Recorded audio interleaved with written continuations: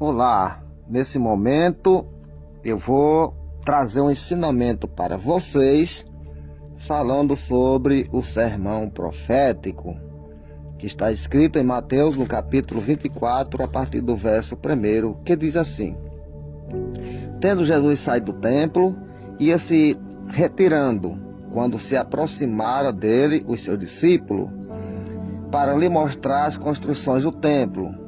Ele, porém, lhe disse: Não vede tudo isto? Em verdade vos digo que não ficará aqui pedra sobre pedra que não seja derribada. Então, essa profecia já aconteceu no ano 70, quando o imperador Tito destruiu Jerusalém, o templo. Então isso aí já aconteceu, se cumpriu no ano 70. Verso 3 de Mateus 24. No Monte das Oliveiras, achava-se assentado, quando se aproximara deles os seus discípulos e em particular lhe pedira: diz-nos quando sucederá estas coisas, e que sinal haverá da tua vinda e da consumação dos séculos. Então, os discípulos pediram 3 respostas a Jesus Cristo. Uma delas foi a destruição do templo, já aconteceu.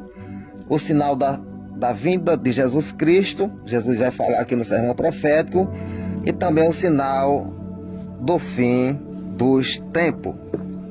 Louvado seja Deus. Eu quero falar para vocês sobre os sinais da vinda de Jesus Cristo e do fim dos tempos, assim como Jesus respondeu aqui no sermão profético. No verso 4 de Mateus 24.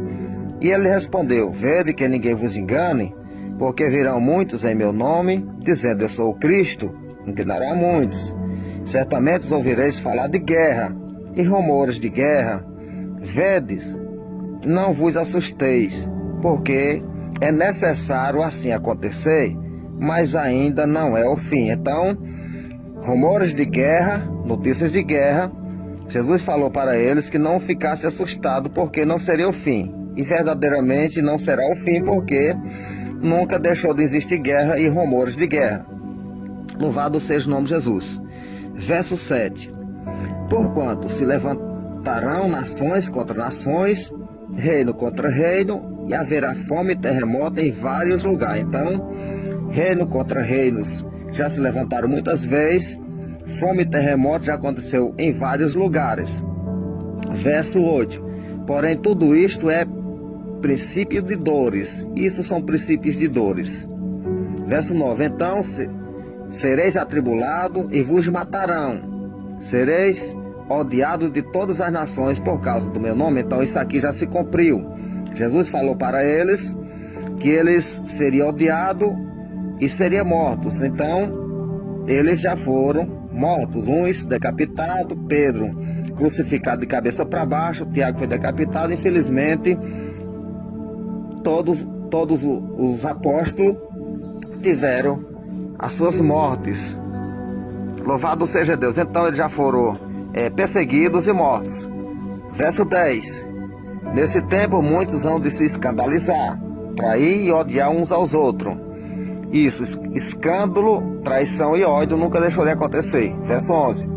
Levantar-se-ão muitos falsos profetas e enganarão a muitos.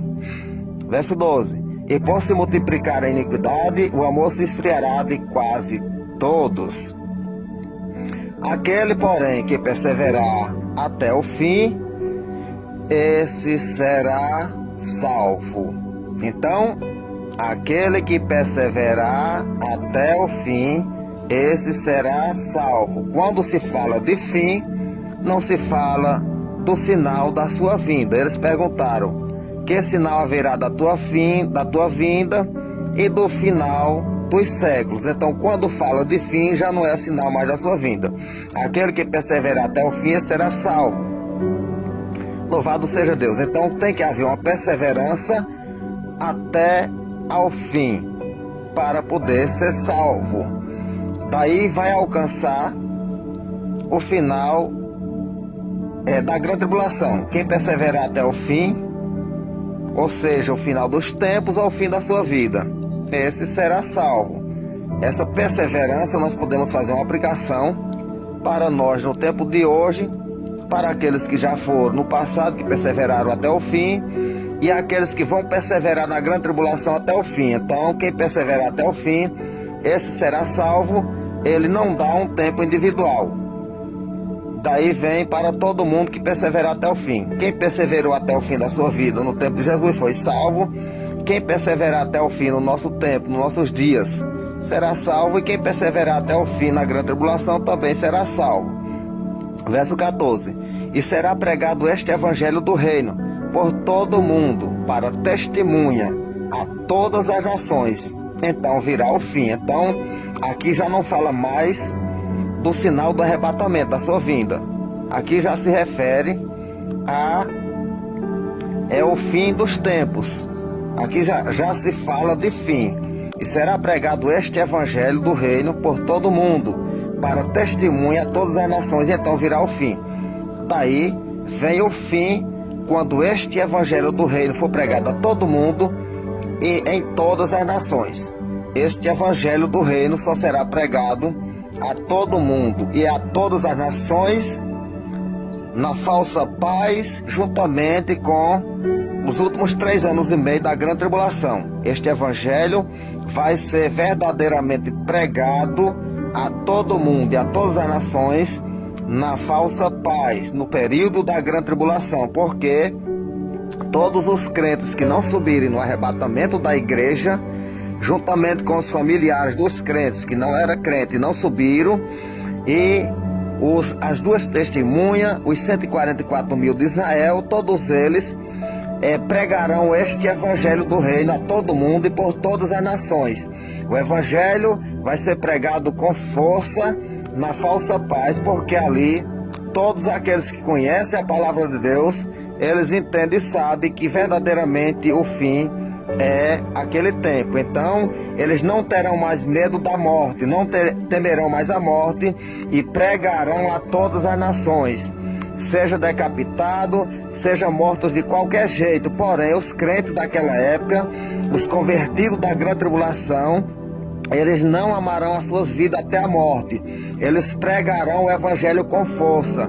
Eles saberão que não há outra saída a não ser crer no Senhor Jesus Cristo, ser obediente e pregar com força. É por isso que vai ser salvo uma grande quantidade de pessoas, que não há numeração, assim como está escrito no capítulo 7 do Apocalipse, quando chega aquela multidão vestida de branco, quando João pergunta ao ancião: quem são esses, de onde vieram? E ele disse: meu Senhor, tu sabe, esses são os que vêm da grande tribulação, lavaram as suas vestiduras e os branquearam no sangue do Cordeiro. Então o evangelho vai ser pregado com força no período da grande tribulação. Todos aqueles que conhecem a verdade, eles não temerão a morte, eles pregarão enfrentando a morte, não fugirão da parada, mesmo em face de morte. O evangelho será pregado por todo mundo e por todas as nações.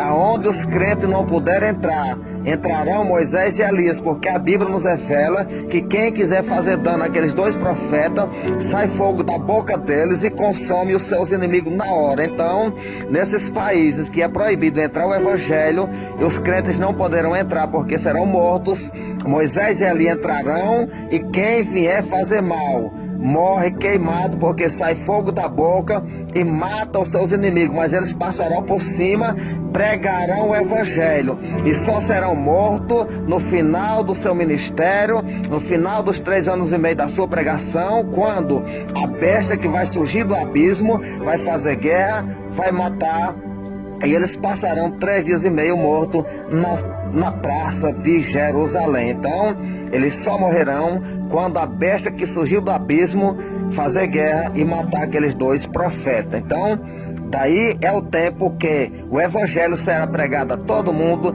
e a todas as nações, vai ser na grande tribulação. Amém? Louvado seja Deus. O arrebatamento da igreja, ele pode acontecer a qualquer momento, mesmo sem o evangelho entrar nos países que são proibidos. Esse evangelho só vai entrar nesses países que são proibidos na grande tribulação. Verso 15 do capítulo